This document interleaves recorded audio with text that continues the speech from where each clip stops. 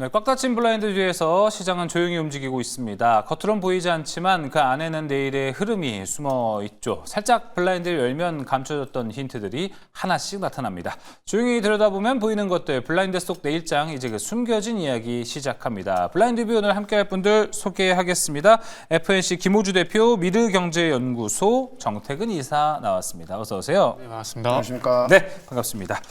자, 시간이 많이 밀려서 빠르게 좀 들어가 보겠습니다. 먼저 정태근 이사가 준비한 종목 블라인드로 들어가 보겠습니다. 블라인드 공개해 주시죠. 단기 조정 마무리됐다. 이 종목 본격 상승 흐름 전망.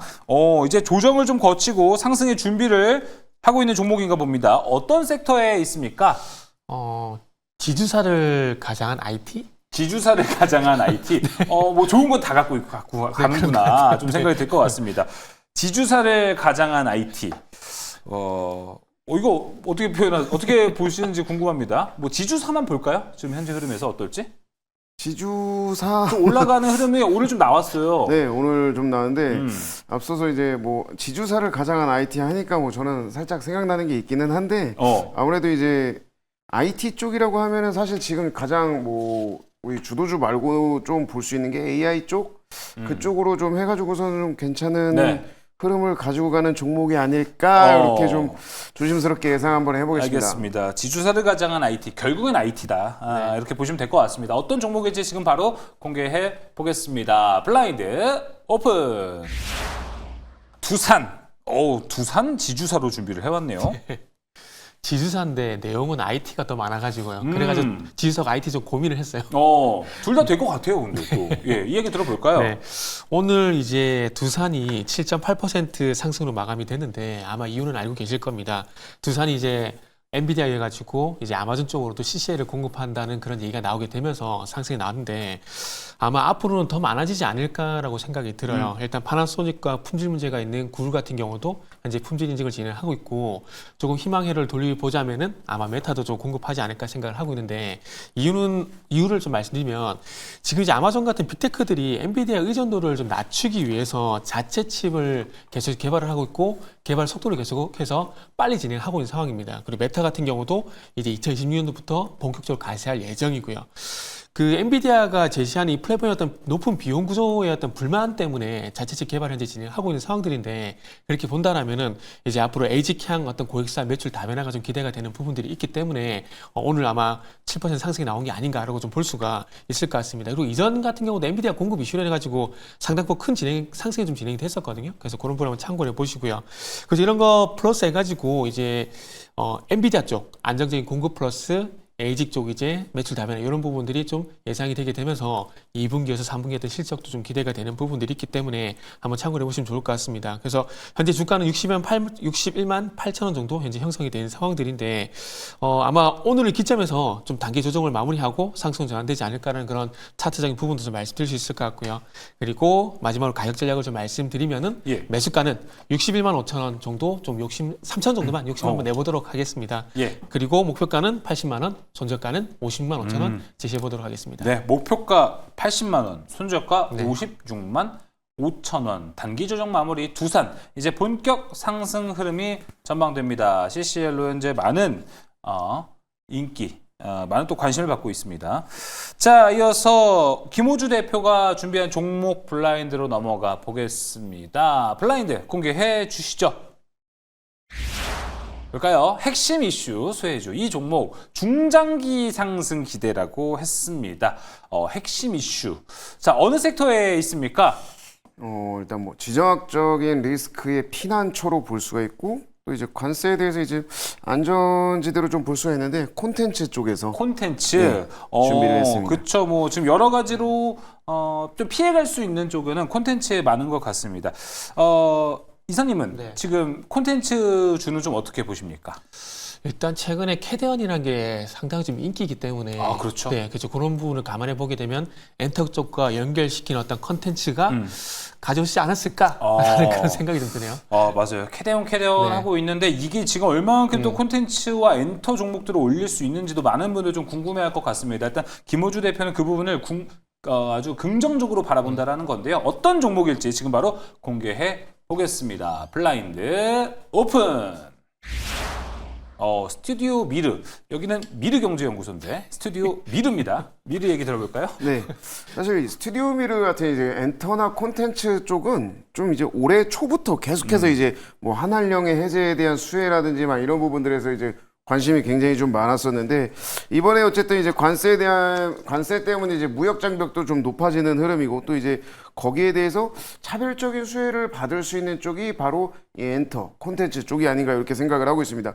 뭐 자동차나 뭐 철강이랑은 좀 다른 상황에서 봤을 때 이 디지털 콘텐츠는 이 한미 FTA 원칙적으로 이제 관세 부과 대상이 아니기 때문에 관세에 대해서 이제 회피를 할 수 있는 업종으로 좀 볼 수가 있고 또 미국 클라이언트 입장에서 봤을 때는 이 관세 변동 리스크가 없는 안전자산 파트너로서 아주 적임자로 좀 볼 수가 있을 것 같아요. 그래서 이 안정적인 부분에 대해서 이제 OTT라든지 이 빅테크 기업들이 계속해서 좀 제작 파트너를 선정할 때 이 핵심적으로 고려해야 되는 부분이 바로 이 부분이 좀 되면서 여기에 따른 수요 자체가 일단은 뭐 계속적으로 흘러갈 걸로 일단은 좀 보여지고 있고 또 앞서 말씀하신 대로 이제 이 K-팝 데몬 헌터스 이 부분에 대한 부분이 이제 이 폭발적인 잠재력이 가장 큰 기대감으로 좀 작용을 하고 있습니다. 그래서 뭐 전 세계적으로 이제 이 캐대원이 굉장히 흥행이 좀 커지는데 여기에 대해서 스튜디오 미르가 좀 기회의 문을 열었다 이렇게 좀 볼 수가 있을 것 같아요. 뭐 저희 집에서도 이제 캐대원을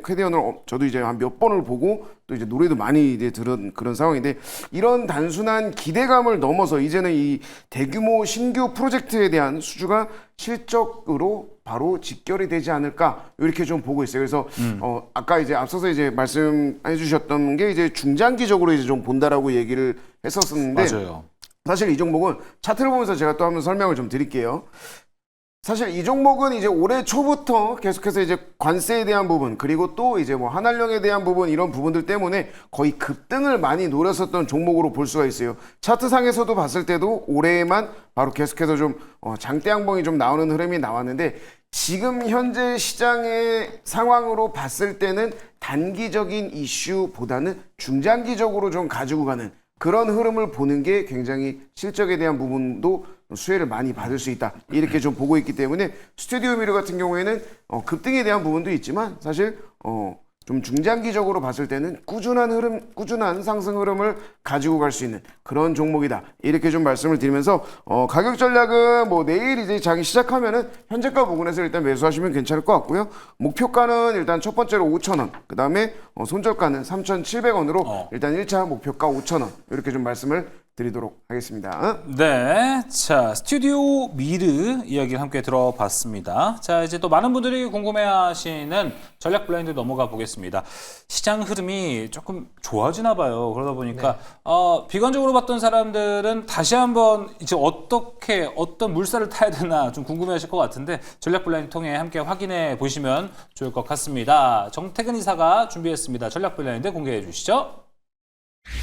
자, 리스크를 최소화할 안전한 투자 전략은 바로 이거다. 자, 지금 리스크를 최소화해야 되는 전략이 먼저 나와야 될 것 같습니다. 과연 무엇일지 지금 공개해 볼게요. 블라인드 오픈. 비중 조절. 비중 조절이라 함은 지금 뭔가 주식을 줄여야 되는 건가요? 너무 적극적으로 덤벼들진 않았으면 좋겠어요. 왜냐하면 일단 지난주 금요일 날 증시의 큰 변동성을 논의를 하더라도 7월 달 이후에 코스피 지수를 보시면 아시겠지만 3,200포인트 돌파가 안 되고 있고 계속해서 추가 상승 제한되는 흐름들이 나오고 있거든요. 결국 정책 기대감에서 이 정책으로 이어지는 부분들이 확인이 돼야 되는데 아마 이런 부분이 좀 없다 보니까 아마 이런 현상이 나오는 게 아닌가 생각을 하고 있습니다. 지금 여당에서 대주주 양도세 완화된 부분을 없는 쪽으로 이제 분위기 좀 형성이 되고 있는 상황들인데 이게 정부 쪽하고 대통령에서 어떤 반응이 나올지가 또 궁금해요. 오늘만 하더라도 입장에서 반복이 되고 있는 상황들이거든요. 그래서 이런 부분들을 감안해 봤을 때 일단은 확실해질 때까지는 너무 공격적으로 하진 말고 조금 이 현금 확보도 일정 부분 진행을 하게 되면서 좀 주식을 사셨으면 좋겠다는 그런 생각이 들어서 일단 비중 조절을 좀 말씀을 좀 드리고 싶어요. 네. 일단은 뭐 마지막 요 말씀만 드리면 일단 요것도 한번 보시면 좋을 것 같아요. 그 전에 개인적으로 주식을 할 때 장중에 꼭 확인하는 게 이 종목별 등락 현황을 좀 확인하거든요. 왜냐하면은 이게 당연한 얘기지만은 상승 종목수가 많으면 사는 사람이 많다는 거고 그렇죠. 매도 종목수가 많다는 건 당연히 파는 사람이 많다는 네. 거잖아요. 근데 최근에 어쨌든 이틀 동안 상승 종목수가 많다는 건 매수 우위를 보이고 있는 상황인데 이 상황이 계속해서 유지가 되는지 여부만 좀 봤으면 좋겠습니다. 예, 알겠습니다. 지금 일단 비중 조절 뭐 이제 네. 여러 가지로 봤을 때 지금 뭐 그 양도세 그런 이슈들이 있기 때문에 불확실성은 아직 좀 있을 것 네네. 같고 대통령이 지금 휴가를 가 있기 때문에 목요일까지는 아무것도 모른다. 이 부분을 좀 보시면 될 것 같습니다. 자, 비중 조절 이야기해 주셨고요. 자, 이제 김호주 대표가 준비했습니다. 전략 블라인드로 넘어가 볼게요. 블라인드 공개해 주시죠.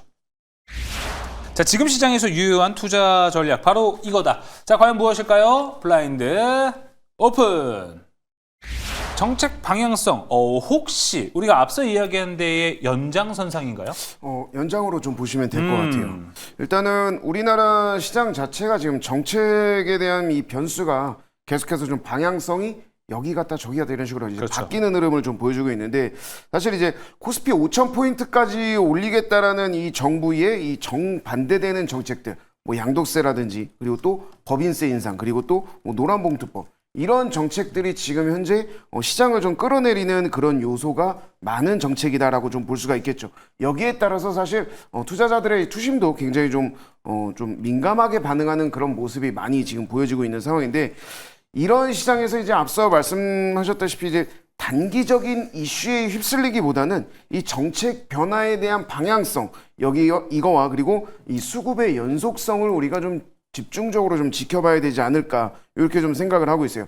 어찌 됐든 간에 하반기에 우리가 가장 중심 키워드로 볼 수 있는 거는 바로 관세지 않습니까? 그렇기 때문에 뭐 미국, 중국, 유럽 이런 통상 정책이 좀 강화되면서 우리나라 역시도 일단은 변화의 한 가운데에 좀 놓여 있는 그런 상황으로 좀 볼 수가 있는데 특히 이제 뭐 미국발 이제 수출하는 기업들 이 관세 리스크가 좀 대두가 되면서 해당 리스크를 회피한다던가 또 아니면 반사 수혜를 좀 받을 수 있는 그런 종목군들에 우리가 좀 집중을 할 필요가 있지 않겠나 이렇게 좀 보고 있어요. 그래서 뭐 예를 들면 뭐 생산 거점이 뭐 미국에 있다든지 아니면 뭐 이제 우회 수출이 가능한 그런 기업들 그리고 또 이 현지에서 조립 생산 체계를 구축한 그런 기업들에 대해서 수혜를 좀 받을 수 있는 종목들을 우리가 좀 체크를 해봐야 됐고, 제가 또 오늘 아까 말씀드린 것처럼 이제 콘텐츠라든지 엔터 이쪽에 또 이제 관세에 대한 회피를 좀 수혜를 좀 받을 수가 있기 때문에 이런 쪽입니다. 그래서 결국 관세 회피주 같은 경우에는 일시적으로 끝나지 않고 지금은 좀 중장기적으로 가져갈 필요성이 있지 않나 이렇게 좀 보고 있어요. 그래서 뭐 기존 주도 업종이었던 뭐 조방원 거기에 전력 인프라까지 이런 종목들은 이런 섹터들은 여전히 지금 탄력이 계속해서 좋은 상황입니다. 그렇기 때문에 결론적으로 이 주도 업종들 말고 나머지는 단기 테마주보다는 좀 중장기의 주도주 중심으로 좀 우리가 시야를 좀 넓힐 필요성이 있지 않나 이렇게 하면서 연계된 구조적인 이 수혜주를 좀 전략적으로 하는 게 지금은 굉장히 지금 시장에서는 좋지 않을까 이렇게 말씀을 좀 드리도록 하겠습니다. 그런 흐름에서 봤을 때는 기존 상반기 주도주들이 하반기도 좀 시장을 이끌 가능성도 우리가 점쳐볼 수 있지 않을까 좀 이렇게 생각이 듭니다. 자, 오늘 블라인드 뷰는 여기서 마무리해 보도록 하겠습니다.